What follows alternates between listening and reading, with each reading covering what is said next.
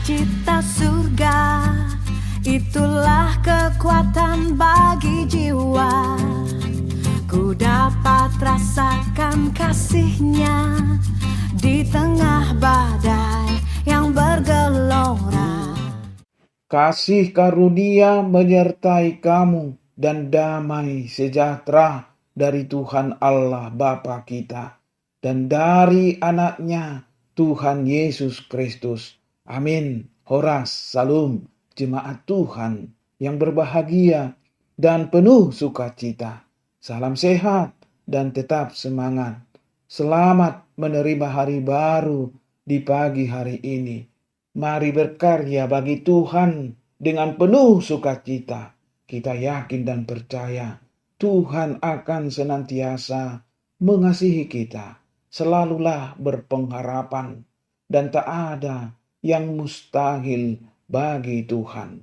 Sahabat yang baik hati, yang dikasihi oleh Tuhan Yesus Kristus, marilah kita menggunakan waktu sejenak untuk berdoa, membaca, dan merenungkan firman Tuhan.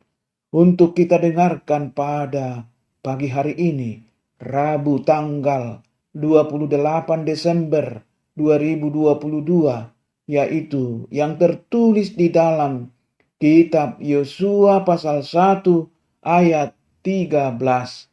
Demikian dikatakan firman Tuhan.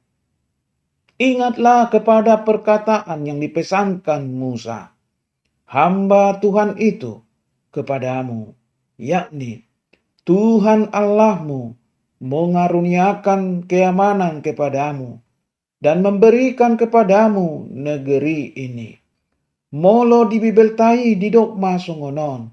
Ingot hamuma, hata na tinonahon di si Musa, naposo ni Jehovah Tuhamu. Dina nidok nai, nungasonang hamu, dibahin Jehovah debatamuna. Jala dilehon Tuhamu tanoon. Ima sahakna hatani debata.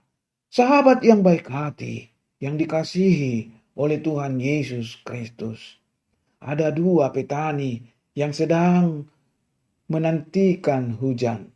Sambil menunggu, seorang petani terus tekun menggarap lahan, membersihkan dan menggemburkannya. Sementara petani yang lain tidak berbuat apa-apa. Dia hanya menanti di rumahnya kalau hujan datang. Petani manakah yang paling siap untuk menanam jika hujan telah datang? Allah menunjukkan Yosua untuk memimpin orang Israel memasuki tanah Kanaan. Allah berjanji akan memberikan tanah itu sebagai milik pusaka mereka. Kepada Yosua, Allah berjanji untuk menyertainya, sama seperti Dia menyertai Musa, sehingga tiada yang dapat mengalahkannya. Janji itu bukan berarti Yosua dan segenap bangsa itu hanya berpangku tangan. Allah menuntut respons mereka dalam sebuah tindakan nyata. Allah meminta Yosua untuk meyakini penyertaan dan dengan berani memimpin bangsa itu. Bagi Allah, ini adalah bagian yang sangat penting. Pasalnya, Allah mengulangi perintah itu sebanyak 2 kali. Berikutnya adalah agar Yosua sebagai pemimpin memelihara hukum Taurat. Mereka harus membacakannya kepada umat Tuhan dan menerapkan dalam segala tindakan. Dia juga harus menggerakkan segenap bangsa itu untuk bersama-sama memasuki tanah perjanjian.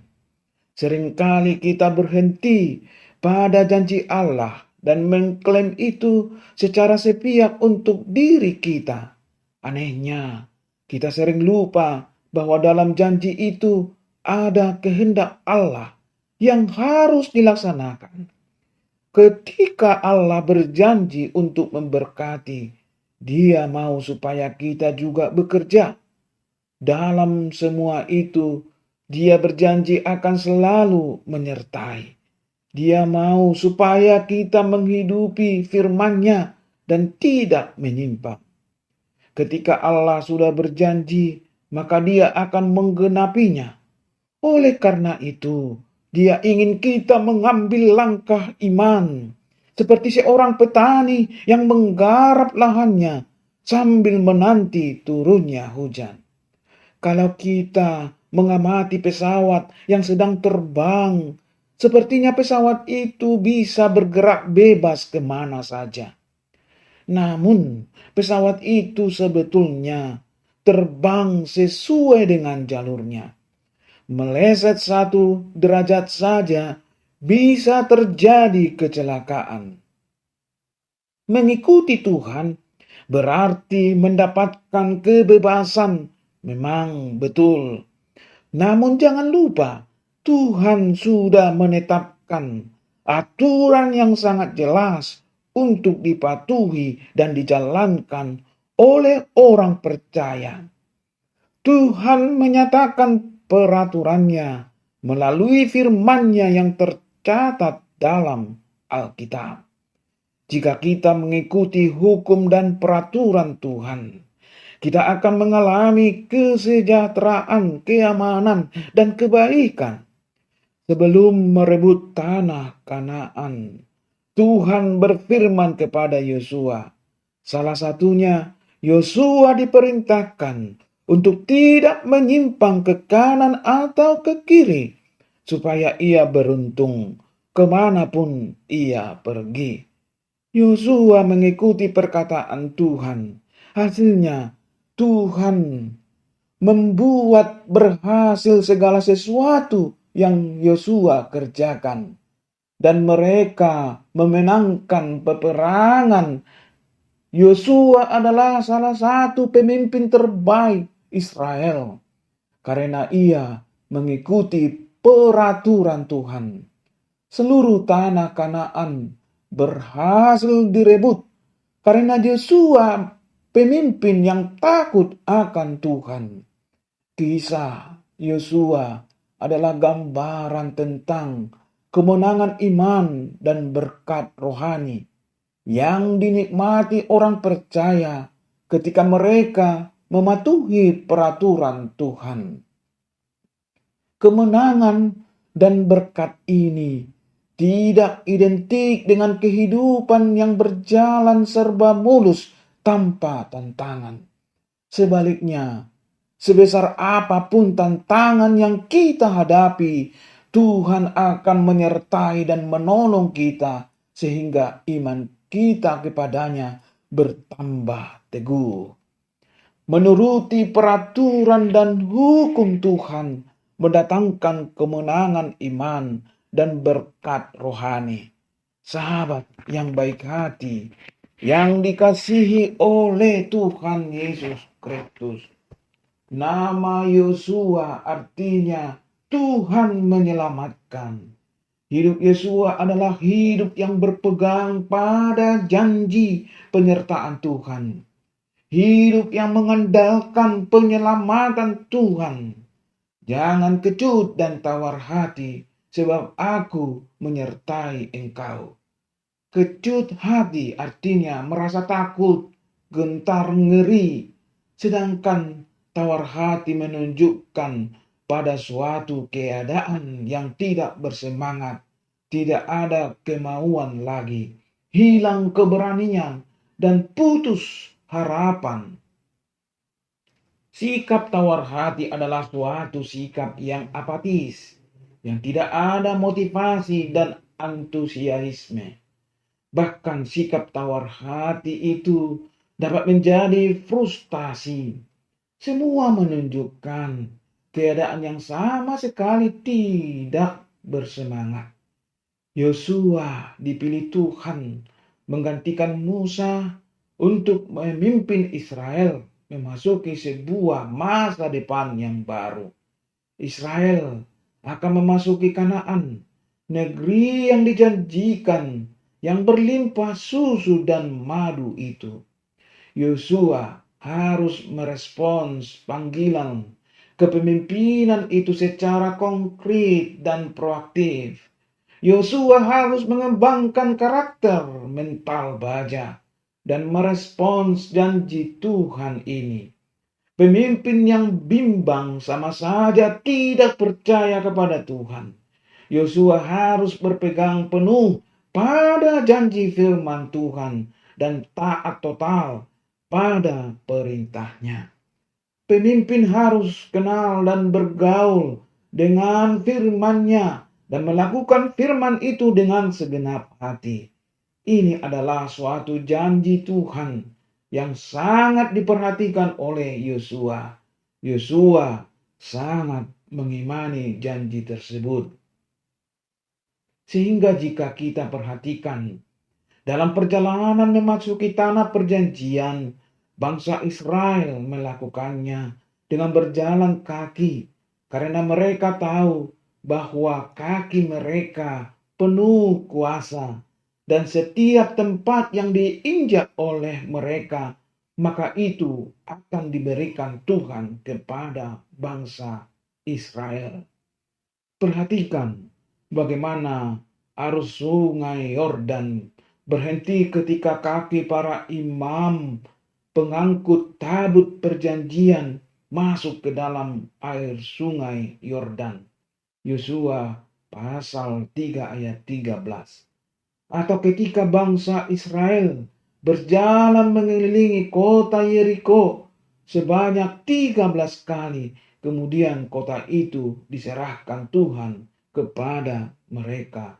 Yosua 6 ayat 1 sampai ayat 15. Ingat bahwa tabut perjanjian selalu dibawa oleh bangsa Israel dengan diangkut oleh para imam. Mereka tidak meletakkan tabut ke atas kereta yang ditarik kuda atau lembu. Para imamlah yang membawa tabut tersebut. Walaupun mereka harus bergantian karena beratnya tabut itu. Apa yang dapat kita pelajari dari hal ini? Dalam banyak hal, Tuhan kita adalah Tuhan yang tidak instan. Memang betul bahwa Tuhan sudah memberi banyak janji kepada kita. Tetapi janji tersebut bukanlah janji yang gampang. Sebagai contoh, Tuhan menjanjikan kepada Musa dan Yosua bahwa setiap tempat yang mereka injak, maka itu akan diberikan Tuhan kepada mereka.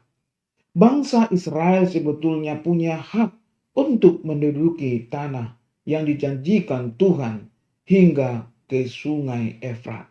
Tetapi karena mereka tidak mau melangkah, maka tanah mereka hanya seluas daerah yang kita kenal. Demikian juga dengan kita. Begitu banyak janji Tuhan yang sudah diberikan kepada kita. Tetapi beberapa banyak yang sudah kita alami. Bukankah itu semua karena kita malas melangkah sehingga banyak janji Tuhan yang belum kita alami?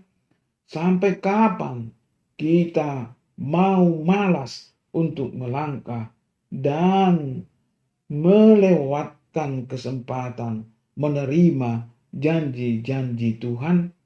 Pastikan Tuhan memberikan janjinya kepadamu. Amin. Mari kita berdoa. Terima kasih Tuhan atas janji yang Tuhan berikan kepada kami. Keselamatan, penebusan dosa yang Tuhan berikan kepada kami melalui anak-Mu Tuhan Yesus Kristus Tuhan kami. Sehingga kami memperoleh hidup pada saat ini dan akan menerima kehidupan yang kekal untuk selama-lamanya. Inilah keselamatan yang kami terima daripada-Mu. Tuntun kami Tuhan Berkati kehidupan kami. Berikan kesehatan, berikan kekuatan, hikmat bagi kami untuk melakukan kegiatan kami, pekerjaan kami selalu, agar semua menjadi sukacita, kebahagiaan di dalam hidup kami. Terimalah doa kami. Ampuni kami Tuhan dari dosa kami, agar kami selalu menerima berkat Tuhan. Di dalam nama Tuhan Yesus Kristus kami berdoa. Amin. Salam Horas. Haleluya.